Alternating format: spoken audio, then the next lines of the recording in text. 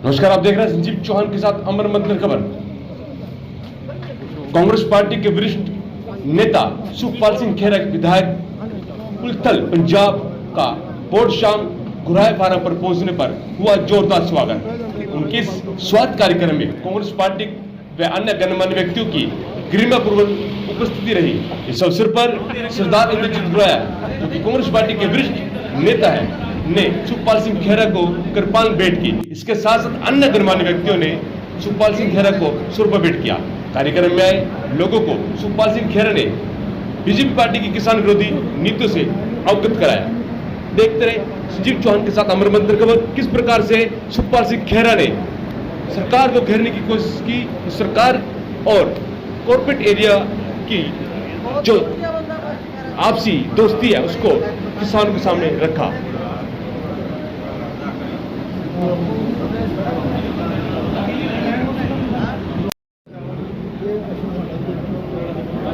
हाँ जी, आओ जी, आओ नाना जो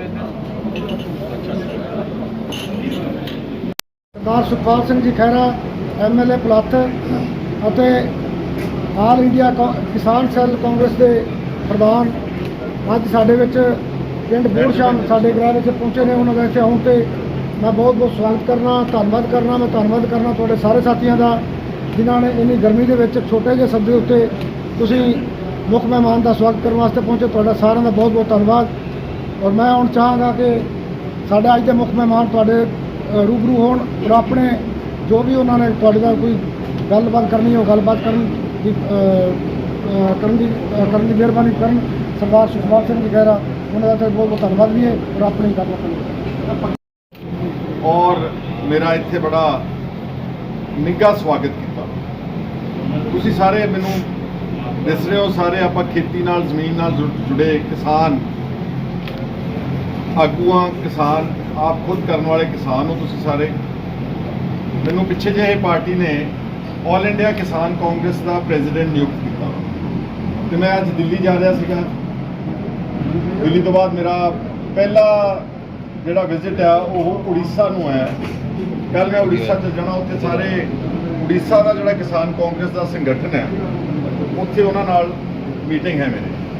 तो इन्होंने जो मैंने पूछा कि कदों मिल सकते तो मैं दस्या तो इन्होंने कहा साढ़े पिंडों हो के साढ़े इलाका निवासियों तुसीं बड़े इत्थे सारे बड़े माणयोग बैठे हो, बड़ा दर्जा बदर्जा जिला परिषद के मैंबर, ब्लॉक समिति के मैंबर, सरपंच, साबक सरपंच और होर पतवंते सारे सज्जन, मीडिया भी साढ़े सत्कारयोग इत्थे आए हैं।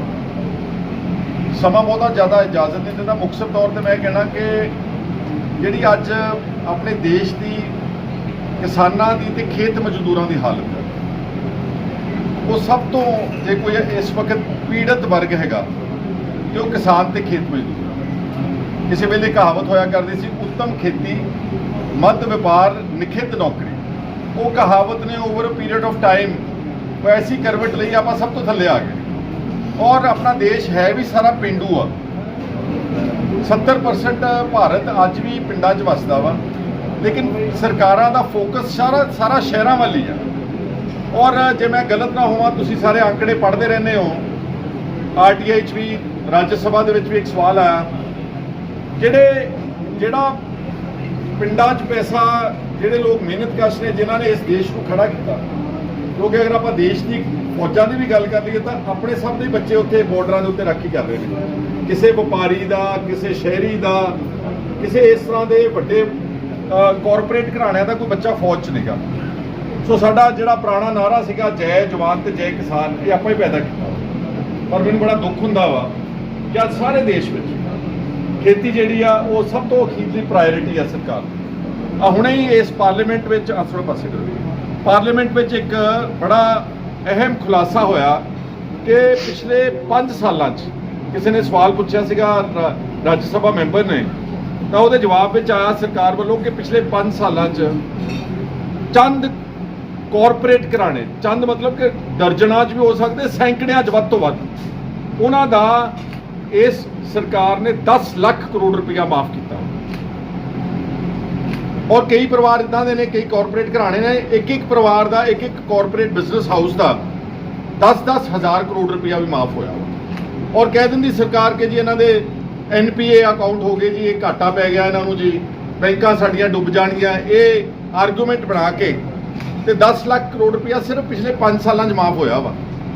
ਤੇ ਮੈਨੂੰ ਪੰਜਾਬ ਦਾ ਅੰਕੜਾ ਪਤਾ, ਹਰਿਆਣਾ ਦਾ ਮੈਂ ਤੁਹਾਡਾ ਨਹੀਂ ਦੇ ਸਕਦਾ। ਪੰਜਾਬ ਦੇ ਵਿੱਚ 11 ਲੱਖ ਪਰਿਵਾਰ ਖੇਤੀ ਨਾਲ ਕਨੈਕਟਡ ਆ, ਜਿਹੜੇ ਖੇਤੀ ਖੁਦ ਕਰਦੇ ਨੇ, ਤੇ 11 ਲੱਖ ਪਰਿਵਾਰ ਦਾ ਜਿਹੜਾ ਕਰਜ਼ਾ ਇਸ ਵਕਤ ਪੰਜਾਬ ਦਾ ਵਾ ਉਹ 1 ਲੱਖ ਕਰੋੜ ਰੁਪਈਆ ਵਾ। ਉਹ 11 ਲੱਖ ਪਰਿਵਾਰਾਂ ਦਾ ਕਰਜ਼ਾ 1 ਲੱਖ ਕਰੋੜ ਤੇ ਚੰਦ ਬੰਦਿਆਂ ਦਾ ਕਰਜ਼ਾ 10 ਲੱਖ ਕਰੋੜ ਮਾਫ ਕੀਤਾ ਗਿਆ, ਪਰ ਕਿਸਾਨਾਂ ਦਾ ਕਦੀ ਕਿਸੇ ਨੇ ਕਰਜ਼ਾ ਚੱਜ ਨਾਲ ਕੋਈ ਮਾਫ ਕਦੀ ਕਿਸੇ ਨੇ ਕੀਤਾ ਨਹੀਂ। ਔਰ ਮੈਂ ਸਮਝਦਾ ਵਾਂ ਕਿ ਜਿੰਨੇ ਮਰਜ਼ੀ ਹਾਈਵੇ ਬਣਾ ਲਓ, ਜਿੰਨੇ ਮਰਜ਼ੀ ਮਾਲ ਬਣਾ ਲਓ, ਦੇਸ਼ ਆਪਣਾ ਕਿਉਂਕਿ ਖੇਤੀ ਨਾਲ ਤਾਲੁਕ ਰੱਖਣ ਵਾਲਾ ਵਾ, ਪੇਂਡੂ ਦੇਸ਼ ਆ, ਇਹ ਉਦੋਂ ਤੱਕ ਤਰੱਕੀ ਨਹੀਂ ਕਰ ਸਕਦਾ ਜਦ ਤੱਕ ਕਿਸਾਨਾਂ ਨੂੰ ਤਰਜੀਹ ਨਾ ਦਿੱਤੀ ਜਾਵੇ। ਮੈਂ ਅਮਰੀਕਾ ਜਾਣ ਦਾ ਮੌਕਾ ਮਿਲਿਆ, ਤੁਸੀਂ ਹੈਰਾਨ ਹੋਵੋਗੇ ਹੁਣ ਆਪਣੀ ਵਿਆਜ ਦੀ ਦਰ ਆ, ਜਿਹੜਾ ਵਿਆਜ ਵਪਾਰ ਨੂੰ ਇੰਡਸਟਰੀ ਨੂੰ ਲੱਗ ਰਿਹਾ 10-11% ਬੈਂਕਾਂ ਦਾ, ਉਹੀ ਵਿਆਜ ਸਾਨੂੰ ਲਾਈ ਜਾਂਦੇ ਨੇ। ਕਿੱਥੇ ਇੰਡਸਟਰੀ ਦੀ ਪ੍ਰੋਡਕਟਿਵਿਟੀ ਮੁਨਾਫਾ, ਕਿੱਥੇ ਕਿਸਾਨ ਦਾ ਜਿਹੜਾ ਹੈਗਾ ਮੁਨਾਫਾ। ਔਰ ਅਮਰੀਕਾ ਦੇ ਵਿੱਚ ਮੈਂ ਤੁਹਾਨੂੰ ਉਦਾਹਰਨ ਦੇਣ ਲੱਗਿਆ, ਜਿਹੜਾ ਬੈਂਕ ਇੰਟਰਸਟ ਆ ਫਾਰਮਰਸ ਲਈ, ਕਿਸਾਨਾਂ ਲਈ, ਉਹ ਸਿਰਫ 2.5% ਹੈ। ਉੱਥੇ ਡੀਜ਼ਲ ਦਾ ਜਿਹੜਾ ਰੰਗ ਬਦਲ ਕੇ, ਆਪਣੇ ਤੁਹਾਡੇ ਬਹੁਤ ਸਾਰੇ ਬੱਚੇ ਹੋਣੇ ਉੱਥੇ ਬਾਹਰ ਵਿਦੇਸ਼ਾਂ 'ਚ, ਜਿਹੜਾ ਡੀਜ਼ਲ ਆ ਉਹਨੂੰ ਰੰਗ ਬਦਲ ਕੇ ਇਕੱਲੇ ਖੇਤੀ ਤੋਂ ਐਗਰੀਕਲਚਰ ਪਰਪਸ ਲਈ ਉਹਨੂੰ ਸਬਸਿਡਾਈਜ਼ ਕੀਤਾ ਗਿਆ। ਆਸਟ੍ਰੇਲੀਆ 'ਚ ਵੀ, ਨਿਊਜ਼ੀਲੈਂਡ 'ਚ ਵੀ, ਕਿਤੇ ਦੁਨੀਆ 'ਚ ਐਗਰੀਕਲਚਰ ਗਵਰਨਮੈਂਟ ਦੀ ਸਪੋਰਟ ਤੋਂ ਬਗੈਰ ਸਰਵਾਈਵ ਨਹੀਂ ਕਰ ਸਕਦਾ। ਇਹ ਜੇ ਤੁਸੀਂ ਸਾਰੇ ਇੱਥੇ ਬੈਠੇ ਹੋ, ਤੁਸੀਂ ਕੁਛ ਨਾ ਕੁਛ ਹੋਰ ਕਰਦੇ ਹੋਵੋਗੇ ਤਾਂ ਤੁਸੀਂ ਬਚ ਸਕਦੇ ਹੋ। ਆੜਤ ਕਰ ਲਈ, ਕਿਸੇ ਨੇ ਕੋਈ ਆਪਣਾ ਬੱਚਾ ਬਾਹਰ ਭੇਜਤਾ, ਕਿਸੇ ਨੇ ਕੋਈ ਪੈਟਰੋਲ ਪੰਪ ਲਾ ਲਿਆ, ਜਿਹੜਾ ਇਕੱਲਾ ਖੇਤੀ ਤੇ ਨਿਰਭਰ ਹੈ ਤੇ ਛੋਟਾ ਕਿਸਾਨ ਹੈ, ਉਹ ਅਲਟੀਮੇਟਲੀ ਤੁਸੀਂ ਕਦੇ 10 ਸਾਲ ਦਾ ਆਪਣਾ ਕੁੱਲ ਬੈਲੈਂਸ ਸ਼ੀਟ ਬਣਾ ਕੇ ਦੇਖੋ, ਤੁਸੀਂ ਘਾਟੇ ਦਾ ਸੌਦਾ ਵਾ। ਇਸ ਤਰ੍ਹਾਂ ਨਾਲ ਦੁਨੀਆ ਨੇ ਸਬਸਿਡਾਈਜ਼ ਕੀਤਾ, ਲੇਕਿਨ ਇੰਡੀਆ 'ਚ ਅਫਸੋਸ ਨਾਲ ਕਹਿਣਾ ਪੈਂਦਾ ਕਿ ਆਪਣਾ ਇਹ ਕੋਈ ਰਿਵਾਜ ਨਹੀਂ ਮੈਨੂੰ ਨਜ਼ਰ ਆ ਰਿਹਾ। ਔਰ ਸਾਰਾ ਫੋਕਸ ਮੈਂ ਫਿਰ ਕਹਿਣਾ ਚਾਹੁੰਦਾ ਕਿ ਅਮੀਰ ਆਦਮੀਆਂ ਦੇ ਦੁਆਲੇ ਆ। ਮੈਨੂੰ ਲੱਗਦਾ ਕਿਉਂਕਿ ਅਮੀਰ ਆਦਮੀ ਕਾਰਪੋਰੇਟ ਫੰਡਿੰਗ ਕਰਦੇ ਨੇ, ਸਰਕਾਰਾਂ ਉਹਨਾਂ ਦੇ ਸਿਰ ਤੇ ਬਣਦੀਆਂ ਨੇ, ਜੋ ਪੈਸਾ ਆਉਂਦਾ ਵਾ ਉਹਨਾਂ ਦਾ ਜਿਹੜਾ ਸਾਰਾ ਫੋਕਸ ਜਿਹੜਾ ਹੈ ਪੰਜਾਬ ਦੇ ਵਿੱਚ ਤੇ ਹਰਿਆਣਾ ਵੀ ਮੈਂ ਕਹਿ ਸਕਦਾ, ਬਲਕਿ ਸਾਰੇ ਦੇਸ਼ ਵਿੱਚ ਆਪਣੀ ਜਿਹੜੀ ਸੋਇਲ ਹੈ ਨਾ, ਜਿਹੜੀ ਆਪਣੀ ਜ਼ਮੀਨ ਆ, ਇਹ ਇੰਨੀ 19 ਜ਼ਰਖੇਜ਼ ਆ ਜਿੰਨੀ ਕੈਲੀਫੋਰਨੀਆ ਦੀ ਧਰਤੀ ਹੈਗੀ। ਆਪਣੇ ਕੋਲ ਹਰ ਤਰ੍ਹਾਂ ਦਾ ਮੌਸਮ ਹੈਗਾ ਵਾ, ਸਾਲ 'ਚ 4-5 ਵਾਰੀ ਮੌਸਮ ਬਦਲਦਾ ਵਾ। ਇੱਥੇ ਕੋਈ ਚੀਜ਼ ਇਹੋ ਜਿਹੀ ਨਹੀਂ ਜਿਹੜੀ ਪੈਦਾ ਨਹੀਂ ਕੀਤੀ ਜਾ ਸਕਦੀ। ਅੱਜ ਆਪਣੇ ਤੁਸੀਂ ਦੇਖਦੇ ਹੋ ਕਿ ਜਿੱਦਾਂ ਰਿਫਾਈਨਡ ਆਇਲ ਪਹਿਲਾਂ ਦੇਸੀ ਘਿਓ ਖਾਂਦੇ ਸਾਰੇ, ਫਿਰ ਆਪਾਂ ਨੂੰ ਸਿਖਾਇਆ ਗਿਆ, ਟੀਵੀਆਂ ਨੇ ਪ੍ਰਚਾਰ ਕੀਤਾ ਕਿ ਬੜਾ ਮਾੜਾ ਵਾ, ਕੋਲੇਸਟ੍ਰੋਲ ਹੋ ਜਾਂਦਾ, ਫਿਰ ਆਪਣੇ 'ਚ ਰਿਫਾਈਨਡ ਆਇਲ ਵਾੜਤਾ। ਹੁਣ ਜਿਹੜੇ ਥੋੜ੍ਹੇ ਜਿਹੇ ਅਮੀਰ ਤਬਕਾ ਵਾ ਇਸ ਦੇਸ਼ ਦਾ, ਉਹ ਓਲਿਵ ਆਇਲ ਖਾਂਦੇ ਨੇ। ਓਲਿਵਸ ਜਿਹੜੇ ਨੇ ਉਹ ਅਗਰ ਚਾਹੀਏ ਇੱਥੇ ਹੋ ਸਕਦੇ ਨੇ, ਪਰ ਸਾਰਾ ਓਲਿਵ ਦੀ ਇੰਪੋਰਟ ਬਾਹਰੋਂ ਹੋ ਰਹੀ ਹੈ। ਜਿੰਨੇ ਫਰੂਟ ਨੇ ਅੱਛੇ, ਜਿਹੜੇ ਸ਼ਹਿਰਾਂ 'ਚ ਵੱਡੇ ਵੱਡੇ ਅਮੀਰ ਆਦਮੀ ਖਾਂਦੇ ਨੇ, ਅੱਜ ਕੱਲ੍ਹ ਇੱਕ ਸਾਊਥ ਅਮਰੀਕਾ ਦਾ ਫਰੂਟ ਆਇਆ ਹੋਇਆ, ਉਹਨੂੰ ਕਹਿੰਦੇ ਐਵੋਕਾਡੋ। ਉਹ ਐਵੋਕਾਡੋ ਜਿਹੜਾ ਸਾਰਾ ਇੰਪੋਰਟ ਹੋ ਰਿਹਾ। ਦਾਲਾਂ ਸਾਰੀਆਂ ਆਪਾਂ ਬਾਹਰੋਂ ਮੰਗਾ ਰਹੇ ਹਾਂ। ਜੇ ਕਿਤੇ ਦੇਸ਼ ਦੀ ਸਰਕਾਰ, ਸੂਬਿਆਂ ਦੀ ਸਰਕਾਰਾਂ ਐਗਰੀਕਲਚਰ ਸੈਕਟਰ ਨੂੰ ਪ੍ਰਾਇੋਰਟੀ ਦੇਣ, ਉਹਦੇ ਲਈ ਬਣਦੀ ਰਾਸ਼ੀ ਰੱਖੀ ਜਾਵੇ, ਉਹਨਾਂ ਦੀ ਸਹਾਇਤਾ ਕੀਤੀ ਜਾਵੇ, ਆਪਾਂ ਸਭ ਕੁਝ ਪੈਦਾ ਕਰ ਸਕਦੇ। ਇਹ ਸਾਡੇ ਦੇਸ਼ ਦੀ ਇੱਕ ਕੀ ਕਹਿ ਸਕਦੇ ਆ ਕਿ ਬਦਕਿਸਮਤੀ ਹੈ। ਮੈਂ ਪਿੱਛੇ ਲੀਡਰ ਆਫ ਆਪੋਜੀਸ਼ਨ ਸੀਗਾ ਪੰਜਾਬ, ਤੇ ਮੈਨੂੰ ਦਿੱਲੀ ਗਿਆ ਤੇ ਮੈਨੂੰ ਪਤਾ ਲੱਗਿਆ ਕਿ ਤਾਮਿਲਨਾਡੂ ਦੇ ਕਿਸਾਨ ਜਿਹੜੇ ਨੇ ਉਹ ਜੰਤਰ ਮੰਤਰ ਤੇ ਧਰਨੇ ਤੇ ਬੈਠੇ ਨੇ। ਉਹ ਵਿਚਾਰੇ, ਮੈਂ ਜਦੋਂ ਮੈਂ ਉੱਥੇ ਗਿਆ ਤੇ ਕੋਈ 150-200 ਔਰਤਾਂ ਵੀ ਸੀ ਉਹਨਾਂ ਦੀਆਂ। ਉਹ ਜਿਸਮਾਨੀ ਤੌਰ ਤੇ ਵੀ ਬਹੁਤ ਗਰੀਬ ਸੀ, ਕਮਜ਼ੋਰ ਵੀ ਸੀਗੇ। ਔਰ ਮੈਂ ਉਹਨਾਂ ਨੂੰ ਬਹੁਤਾ ਤਾਂ ਨਹੀਂ ਸਮਝ ਸਕਦਾ ਸੀਗਾ, ਲੇਕਿਨ ਵਿੱਚ ਕਿਸੇ ਨੇ ਬੈਠ ਕੇ ਗੱਲ ਸਮਝਾਈ। ਉਹਨਾਂ ਦੇ ਕੁਝ 8-10 ਬਲੋਕਾਂ ਵਿੱਚ ਸੁੱਕਾ ਪੈ ਗਿਆ ਸੀਗਾ ਤੇ ਉੱਥੇ ਉਹ ਕਰਜ਼ਈ ਹੋ ਕੇ ਉਹ ਖੁਦਕੁਸ਼ੀਆਂ ਕਰਨ ਲੱਗ ਗਏ। ਉਹਨਾਂ ਨੇ ਜਿਹੜੇ ਉਹ ਦਿੱਲੀ ਆਏ, ਕਿੱਥੇ ਤਾਮਿਲਨਾਡੂ ਆ, ਕਿੱਥੇ ਦਿੱਲੀ ਆ, ਮੈਂ ਦੇਸ਼ ਦੀ ਸਰਕਾਰ ਦਾ ਵਤੀਰਾ ਦੱਸਣ ਲੱਗਿਆ। ਉਹ ਉਸ ਜੰਤਰ ਮੰਤਰ ਤੇ ਆਪਣੇ ਪਰਿਵਾਰਾਂ ਦੀਆਂ ਖੋਪੜੀਆਂ ਲੈ ਕੇ ਬੈਠੇ ਸੀ ਜਿਨ੍ਹਾਂ ਨੇ ਆਤਮ ਹੱਤਿਆ ਕੀਤੀ ਸੀ। ਫਿਰ ਵੀ ਤਰਸ ਨਹੀਂ ਕਿਸੇ ਨੂੰ ਆਇਆ। ਉਹਦੇ ਲਾਗਿਓਂ ਹੀ ਪ੍ਰਾਈਮ ਮਿਨਿਸਟਰ ਦੀਆਂ ਗੱਡੀਆਂ, ਲਾਗਿਓਂ ਹੀ ਮਿਨਿਸਟਰਸ ਦੀਆਂ ਗੱਡੀਆਂ ਨਿਕਲਦੀਆਂ, ਕਿਸੇ ਨੇ ਉਹਨਾਂ ਦੀ ਬਾਤ ਨਹੀਂ ਪੁੱਛੋ। ਮੈਨੂੰ ਦੇਖ ਕੇ ਇੰਨੇ ਖੁਸ਼ ਹੋਏ ਕਿ ਤੂੰ ਸਾਡੀ ਗੱਲ ਸੁਣਨ ਆਇਆ ਵਾ। ਕੁਝ ਗੱਲਾਂ ਇਦਾਂ ਦੀਆਂ ਜ਼ਿੰਦਗੀ 'ਚ ਹੁੰਦੀਆਂ ਕਿ ਸੁਣਨ ਨਾਲ ਵੀ ਦੁੱਖ ਘਟਦਾ ਵਾ, ਪਰ ਉਹਨਾਂ ਦੀ ਕਿਸੇ ਨੇ ਸੁਣੀ ਵੀ ਨਹੀਂ। ਔਰ ਮੈਨੂੰ ਬੜਾ ਫਖਰ ਹੋਇਆ। ਵੈਸੇ ਆਪਾਂ ਸਾਰੇ ਪੰਜਾਬੀ ਵਿੱਚ, ਚਲੋ ਮੇਰੇ ਜਿਹੜੇ ਵੀਰ ਨੌਨ ਪੰਜਾਬੀ ਵੀ ਇਸ ਕੱਟ 'ਚ ਆ, ਉਹਨਾਂ ਨੇ ਬੜੀ ਤਾਰੀਫ ਕੀਤੀ। ਉਹ ਲਾਗੇ ਗੁਰਦੁਆਰਾ ਬੰਗਲਾ ਸਾਹਿਬ ਹੈ, ਉਧਰ ਨੂੰ ਮੂੰਹ ਕਰਕੇ ਕਹਿੰਦੇ ਜੀ सरदार साहब अगर ये ना होता तो हम इतने दिन 150-200 दिन से यहाँ पर भूखे मर जाना था बैठ सो ये बड़ा बड़ी चुनौती है। ਹੁਣ MSP ਸੀਗੀ, ਐਡਾ ਵੱਡਾ ਅੰਦੋਲਨ ਹੋਇਆ, ਤੁਸੀਂ ਸਾਰੇ ਆਪਾਂ ਗਏ ਉੱਥੇ, ਗਵਰਨਮੈਂਟ ਨੇ ਮੰਨਿਆ ਵੀ ਕਿ ਅਸੀਂ MSP ਦੀ ਤੁਹਾਨੂੰ ਗਾਰੰਟੀ ਦਿੰਦੇ ਆ, ਅੰਦੋਲਨ ਵਾਪਸ ਹੋ ਗਿਆ, ਬੰਦਾ ਵੀ ਮਰ ਗਿਆ 600-700, ਹੁਣ ਫੇਰ ਮੁੱਕਰ ਗਏ ਨੇ। ਹੁਣ MSP ਦੀ ਕਮੇਟੀ ਬਣਾਈ, ਉਹ ਪੰਜਾਬ ਨੂੰ ਰੱਖਿਆ ਹੀ ਨਹੀਂਗਾ ਉਹਦੇ ਵਿੱਚ, ਜਿਹੜੇ ਆਗੂ ਉਹਨਾਂ ਦੇ ਹੱਥ ਠੋਕੇ ਹੁੰਦੇ ਨੇ ਸਰਕਾਰਾਂ ਦੇ, ਉਹਨਾਂ ਨੂੰ ਵਿੱਚ ਪਾਤਾ, ਕੋਈ ਉਮੀਦ ਨਹੀਂ ਗਈ ਆਪਾਂ ਨੂੰ। ਚਲੋ 2-3 ਸਟੇਟਾਂ ਨੂੰ ਤਾਂ MSP ਮਾੜੀ ਮੋਟੀ ਮਿਲਦੀ ਸੀ, ਮੈਨੂੰ ਲੱਗਦਾ ਇਹ ਵੀ ਨਹੀਂ ਰਹਿਣੀ ਅਲਟੀਮੇਟ। ਕੋਈ ਨਾ ਕੋਈ ਬਹਾਨਾ ਲਾ ਕੇ ਉਹਨਾਂ ਨੇ ਕਹਿਣਾ ਜੀ ਹੁਣ ਵਰਲਡ ਟ੍ਰੇਡ ਆਰਗੇਨਾਈਜੇਸ਼ਨ ਦਾ ਫਲਾਨਾ ਮਤਾ ਆ ਗਿਆ, WTO ਆ ਕਹਿੰਦੀ ਆ, ਤਾਂ ਆਪਣੀ MSP ਜਿਹੜੀ ਉਹ ਖਤਮ ਹੋ ਜਾਏਗੀ। ਕੁੱਲ ਮਿਲਾ ਕੇ ਬਹੁਤ ਇੱਕ ਅਫਸੋਸਨਾਕ ਦ੍ਰਿਸ਼ ਜਿਹੜਾ ਉਹ ਸਾਡੇ ਦੇਸ਼ ਦੇ ਵਿੱਚ ਕਿਸਾਨਾਂ ਤੇ ਖੇਤ ਮਜ਼ਦੂਰਾਂ ਦਾ। ਮੇਰਾ ਖਿਆਲ ਹੈ ਕਿ ਆਤਮ ਹੱਤਿਆਵਾਂ ਸਾਡੇ ਪੰਜਾਬ ਦੇਖ ਲਓ ਕਿੰਨੀ ਪ੍ਰੋਗਰੈਸਿਵ ਸਟੇਟ ਹੈ, ਉੱਥੇ ਲਗਾਤਾਰ ਕਰਜ਼ੇ ਦੀ ਮਾਰ ਕਰਕੇ, ਖਾਸ ਤੌਰ ਤੇ ਮਾਲਵਾ ਜਿਹੜਾ ਤੁਹਾਡੇ ਲਾਗੇ ਲੱਗਦਾ ਸਾਰਾ ਹਰਿਆਣੇ ਦੇ, ਇਹ ਸਾਰਾ ਬਹੁਤ ਵੱਡੇ ਪੱਧਰ ਤੇ ਆਤਮ ਹੱਤਿਆ ਕਰ ਰਿਹਾ ਵਾ। ਔਰ ਲਾਸਟ ਅਖੀਰ ਦੀ ਗੱਲ, ਕਿਉਂਕਿ ਸਮਾਂ ਨਹੀਂ ਇਜਾਜ਼ਤ ਦਿੰਦਾ, ਜਿਹੜੀ ਕੋਈ ਵੀ ਫਸਲ ਆ, ਕੋਈ ਵੀ ਧੰਦਾ ਵਾ, ਉਹਨੂੰ ਹਮੇਸ਼ਾ ਇਨਫਲੇਸ਼ਨ ਨੂੰ, ਕੀਮਤਾਂ ਨੂੰ, ਪ੍ਰਾਈਸ ਇੰਡੈਕਸ ਨੂੰ, ਸੂਚਕ ਅੰਕ ਨੂੰ ਮੱਦੇਨਜ਼ਰ ਰੱਖ ਕੇ ਦੇਸ਼ ਤੇ ਦੁਨੀਆ ਤਰੱਕੀ ਕਰਦੀ ਹੈ। ਤੇ ਤੁਸੀਂ ਆ EMPLOYEES ਦਾ ਲੈ ਲਓ, ਤੁਹਾਡੇ 'ਚੋਂ ਬਹੁਤ ਸਾਰੇ EMPLOYEES ਹੋਣਗੇ ਜਾਂ ਸਭ, ਉਹਨਾਂ ਦੇ 7 ਪੇ ਕਮਿਸ਼ਨ ਬਣਾਏ ਨੇ ਇੰਡੀਆ ਨੇ। ਅਸੀਂ ਉਹਨਾਂ ਦੇ ਖਿਲਾਫ ਨਹੀਂ, ਕਿ ਮੈਂ ਉਹਨਾਂ ਦਾ ਵਧਾਈ ਹਾਂ, ਕਿਉਂਕਿ ਇੰਨੇ ਵੱਡੀ ਮਹਿੰਗਾਈ ਦੇ ਵਿੱਚ ਉਹਨਾਂ ਨੇ ਵੀ ਆਪਣੇ ਬੱਚੇ ਪਾਲਣੇ ਆ, ਲੇਕਿਨ ਉਹਨਾਂ ਦੇ 7 ਪੇ ਕਮਿਸ਼ਨ ਬਣਾ ਕੇ ਉਹਨਾਂ ਦੀਆਂ ਤਨਖਾਹਾਂ ਵਧਦੀਆਂ ਮਹਿੰਗਾਈ ਦੇ ਦਰ ਦੇ ਨਾਲ ਰੱਖੀਆਂ ਗਈਆਂ। ਸਾਡੀਆਂ ਫਸਲਾਂ ਦਾ ਭਾਅ ਦੇਖ ਲਓ ਤੁਸੀਂ ਕੀ ਆ।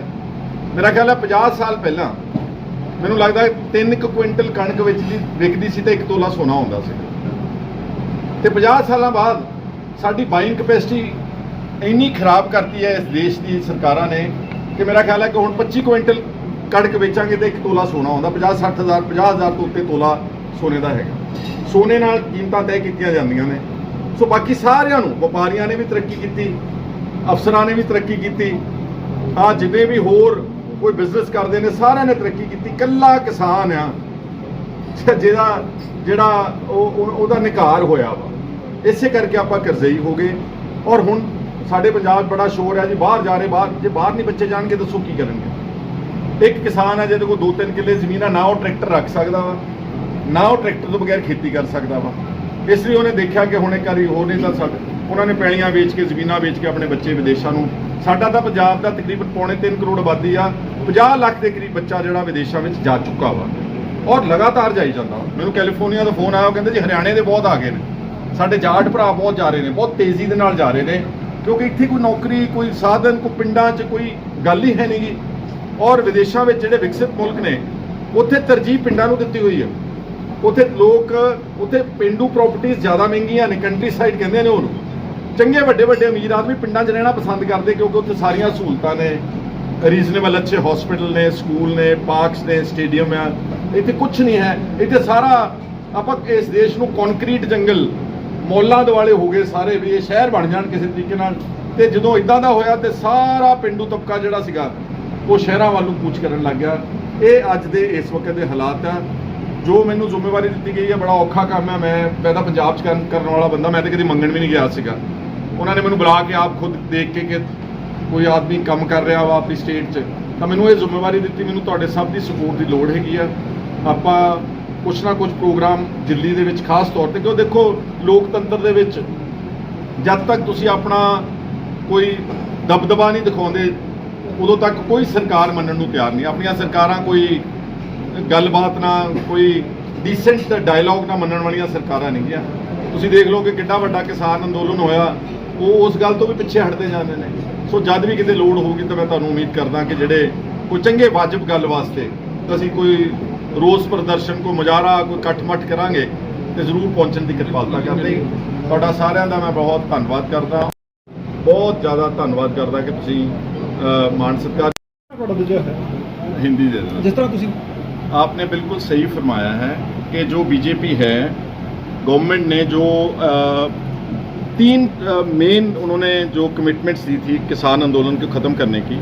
सबसे नंबर 1 थी कि MSP को एक लेजिटिमेट लॉ बना के इनेक्टमेंट करके सारे देश में MSP किसानों को मिलेगी, नंबर 1। दूसरा था इलेक्ट्रिसिटी अमेंडमेंट बिल, कि भारत की सरकार स्टेट्स में जाकर के अपने रेगुलेटर्स नहीं लगाएगी, उनका टैरिफ वो तय नहीं करेगी। तीसरा था कि जो आंदोलन के दौरान अप्रॉक्सीमेटली 40,000 क्रिमिनल केसेस दर्ज किए थे सरकार ने सारे देश में, कि उनको जब आंदोलन खत्म होगा तो उनके केसेस सारे वापस तीनों से ही भाग रही है बीजेपी। अब आप एमएसपी देख लें, वो कमेटी बनाई है, उसमें ना तो एसकेएम जा सका कि उनको सिर्फ 3 मेंबर्स बोला 26 में से। पंजाब जो सबसे बड़ी एग्रेरियन इकॉनमी, उसको लिया नहीं है, और जो इलेक्ट्रिसिटी अमेंडमेंट बिल है उसको भी लोकसभा में इंट्रोड्यूस करके उसको कानून बना रहे हैं। इसका मतलब हमारी स्टेट्स में जो भी पावर सेक्टर भी है वो तय करेंगे दिल्ली में बैठ के कि पावर सेक्टर के टैरिफ क्या होना चाहिए, इसका रेगुलेटर कौन होना चाहिए। It is direct attack on the federal structure of the country. और जो केसेस थे वो भी अब आज तक कोई केस जो है वो वापस, जो किसानों के खिलाफ पर्चे दर्ज किए थे, वापस लिए। सो ये तीनों चीज़ों को लेकर के हम कांग्रेस में इसका ज़बरदस्त विरोध करेंगे। हम वैसे प्रिंसिपल ऑपोजिशन पार्टी हैं, लेकिन जब किसानों की बात आती है तो जब कोई भी किसान ऑर्गेनाइजेशन काम करेंगे हम उनकी भी सपोर्ट करेंगे, उनकी मदद करेंगे। हमने पिछले आंदोलन में भी हम पंजाब से और हमारे जो पार्टी है उन्होंने वहाँ पर जा कर के पूरा सपोर्ट किया। आपको याद होगा एक लड़का मर गया था, बच्चा नौजवान नवरीत डिबडिबा रुद्रपुर का, तो मैंने उसका केस लड़ा था, उसके वहाँ पर भी गया और दिल्ली हाई कोर्ट में मूव किया। So we are duty bound to oppose all the erroneous policies of the present government, anti-farmer policies, anti-labor policies, और आने वाले दिनों में हम उसकी कोशिश करके ज़रूर बनाएंगे। सर, लंबे समय से जो है हरियाणा में कांग्रेस का संगठन नहीं है, जर्नल बॉडी भी नहीं है, तो बाकी सारे अब आप जैसा एक जुझारू जो है लीडर कांग्रेस ने राष्ट्रीय अध्यक्ष किसान सेल का दिया है, तो क्या मतलब उम्मीद करें कब तक जो है आप इसको थोड़ा समय लगेगा, क्योंकि बहुत बड़ा देश है। अभी मैंने पहले नेशनल अपना जो हमारी कमेटी है उसको रिकॉन्स्टिट्यूट करना है, उसके बाद सारी स्टेट्स को रिकॉन्स्टिट्यूट करेंगे। जो मेरे से पहले प्रेसिडेंट थे वो नाना पटोले जी थे महाराष्ट्र के, उनको वहाँ महाराष्ट्र प्रेसिडेंट बना दिया गया। ये 2 साल से जगह खाली पड़ी, तो ऑटोमेटिकली नीचे भी कोई काम नहीं हो रहा था। आई वुड एटलीस्ट वांट कि दिल्ली के आसपास जो स्टेट्स हैं, पंजाब, हरियाणा, राजस्थान, उत्तराखंड, उत्तर प्रदेश, मध्य प्रदेश, ये स्टेट्स बहुत स्ट्रॉन्ग फार्मर्स की ऑर्गेनाइजेशन यहाँ खड़ी करने की कोशिश करें। सर, महंगाई को लेकर विपक्ष क्या अपना रोल अदा कर रहा है? महंगाई बढ़ रही है, अभी 15 दिन बाद 20 दिन बाद विपक्ष उठता है, एक सुर्खियां बनता है, फिर बैठ जाता है। ऐसी बात नहीं है। अभी 5 तारीख को हमने बहुत बड़ा वहाँ प्रोटेस्ट किया all over the country Congress ने, और हमारे को अरेस्ट भी किया गया, राहुल गांधी और प्रियंका गांधी को, और हम सबको दिल्ली की पुलिस ने सारा दिन वहाँ हिरासत में रखा। और जो महंगाई है वो मैं समझता हूँ कि बहुत ज़्यादा बैक ब्रेकिंग है, बहुत ज़्यादा। वो आम आदमी जो है इसको सह नहीं पा रहा। इतने सिलेंडर के रेट्स, गैस के रेट्स, पेट्रोल डीजल के दाम, और सबसे बुरी बात है कि बीजेपी ने जो डेली नीड्स हैं हमारे घरों में, दूध वगैरह, चीज़ वगैरह, बटर, मक्खन, इन पर भी जीएसटी लगा दी। अभी ये कभी सुना नहीं था, किसी देश में ऐसा नहीं होगा कि जो रोज़ चीज़ें गरीब से गरीब आदमी, चाय वगैरह, पत्ती, इन चीज़ों के ऊपर जो जीएसटी लगाई है, ये बहुत बुरी बात है। और आने वाले दिनों में ये कंसिस्टेंटली प्रोग्राम महंगाई का विरोध जो है करेंगे और चलता रहेगा। सर, 2006-7 में कांग्रेस की सरकार थी हरियाणा में, उस समय भी माननीय भूपेंद्र सिंह हुड्डा ने अपने चहितों के, किसानों के कर्ज माफ़ करे थे, तो क्या कहना चाहेंगे? हरियाणा का मैं अभी एकदम विदाउट एनी इन्फॉर्मेशन मैं नहीं बोलूँगा, लेकिन पंजाब में हमारी गवर्नमेंट जो थी पहले कैप्टन अमरिंदर सिंह की, उन्होंने जो छोटे किसान से 5 एकड़ के नीचे थे उन सब का 2 लाख रुपया कर्जा माफ़ किया है। This is a matter of record. और मैं समझता हूँ ये स्टेट्स के अधिकार में नहीं है, उनके पास इतना पैसा नहीं है। Punjab is a very badly indebted state. हमारा लगभग 2.25 लाख करोड़ का कर्जा है हमारी स्टेट के ऊपर। हम चाह कर भी किसान और खेत मजदूर का कर्जा माफ़ नहीं कर सकते। ये गवर्नमेंट का काम है। जितना जीएसटी कलेक्शन है देश का सारे का, इनके पास टेरिटरी तो कोई है नहीं, सेंटर के पास कोई भी टेरिटरी इलाका तो कोई है नहीं है, लेकिन टैक्स हमारा सारा ले जाते हैं। डीजल पेट्रोल के ऊपर सारी दुनिया में से अगर महंगा पेट्रोल डीजल भारत में है, क्योंकि उसके ऊपर एक्साइज ड्यूटी और वैट जो है वो बहुत ज़्यादा लगाया हुआ है। पैसा सारा केंद्र के पास है।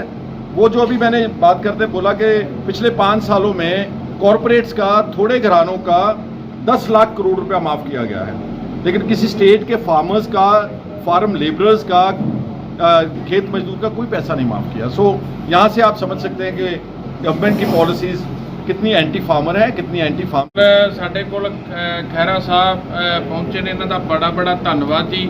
ਤੇ ਖਹਿਰਾ ਸਾਹਿਬ, ਅਸੀਂ ਤੁਹਾਨੂੰ ਦੱਸਣਾ ਚਾਹੁੰਦੇ ਹਾਂ ਵੀ ਭਾਜੀ ਇੰਦਰਜੀਤ ਸਿੰਘ ਬਾਰੇ। हाँ, ਤੇ ਇਹਨਾਂ ਨੇ ਕਿਸਾਨ ਅੰਦੋਲਨ 'ਚ ਆਪਣਾ ਮਤਲਬ ਵੀ ਬਿਨਾਂ ਕਿਸੇ ਲਾਲਚ ਤੋਂ, ਬਿਨਾਂ ਕਿਸੇ ਕੋਈ ਵੀ ਆਪਣਾ ਪਦ ਤਿਆਗਿਆ ਸੀ ਵੀ ਇੱਕ ਕਿਸਾਨਾਂ ਦਾ ਮੋਢੇ ਨਾਲ ਮੋਢਾ ਲਾਉਣ ਵਾਸਤੇ। ਤੇ ਅੱਜ ਵੀ ਚਾਹੇ ਪੰਜਾਬ ਹੈ ਚਾਹੇ ਹਰਿਆਣਾ ਹੈ ਵੀ ਦਲਿਤ ਨੂੰ ਦਬਾਇਆ ਜਾਂਦਾ ਹੈ। ਅੱਜ ਵੀ ਮਤਲਬ ਅੱਜ ਦੀ ਵੀ ਘਟਨਾ ਇੱਕ ਤਾਜ਼ੀ ਹੈ ਵੀ ਟਰਾਂਸਪੋਰਟਰ ਦੇ ਨਾਲ ਰਾਤ ਨੂੰ ਕੁਰੂਕਸ਼ੇਤਰ ਇੱਕ ਬੰਦੇ ਦੇ ਸਿਰ 'ਚ ਰੋਡ ਮਾਰਦੇ ਨੇ, ਅਜੇ ਤੱਕ ਉਹਦਾ ਪੁਲਿਸ ਪਰਚਾ ਨਹੀਂ ਹੋਇਆ। ਮਤਲਬ ਵੀ ਕਿਤੇ ਨਾ ਕਿਤੇ ਦਲਿਤ ਭਰਾਵਾਂ ਨੂੰ ਜਾਂ ਕਿਸੇ ਮਜ਼ਲੂਮ ਨੂੰ ਦਬਾਇਆ ਜ਼ਰੂਰ ਜਾ ਰਿਹਾ, ਚਾਹੇ ਪੰਜਾਬ ਹੈ ਚਾਹੇ ਹਰਿਆਣਾ ਹੈ।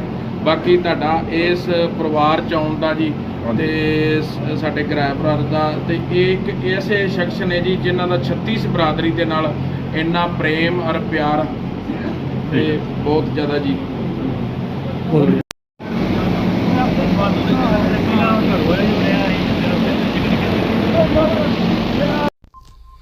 लेकर चले अमर मंथन खबर को अपने संग, लाइक करें, कमेंट करें, शेयर करें और फॉलो करना ना भूलें। अमर मंथन खबर आपका अपना चैनल।